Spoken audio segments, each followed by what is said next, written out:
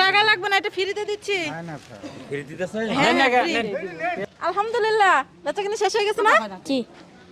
এই দোকানদার কই? শাকের দোকানদার কই? আল্লাহ, অনেকগুলা দোকানদার। এদিকে আসো।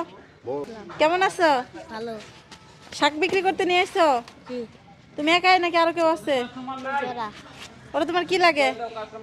এটা আমার ভাই, ওটা আমার কাকা। তোমার আব্বু কি করে? ব্যবসা করে। আচ্ছা, দোকানে বেচা কিনি নাই? দাঁড়াই আছো যে। কত করে বিক্রি করতেছো? 5 টাকা 5 টাকা দি। তুমি পড়াশোনা করো না? করি। কোন ক্লাসে?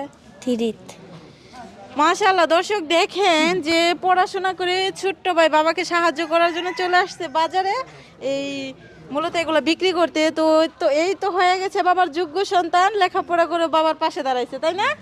এই বাজারের নাম কি দাদু? চাঁদপুর বাজার করে হয়। তো তোমার তো বেচা কিনে নাই, বেচা কিনে করে দেই? জি। কয়টা দিমু? ওটা দিব না। আচ্ছা, কোন মুঠা আছে এখানে বলো তো?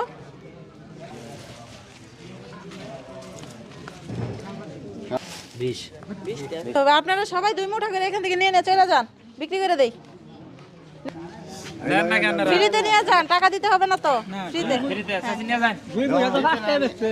ফ্রি দিতেছে? হ্যাঁ, দেন না কেন? free। কি করে? আপনি তো সমস্যা কি? ধরুন। আচ্ছা, নেন আগে আসেন। আচ্ছা, তোমার বেচা কিনে শেষ?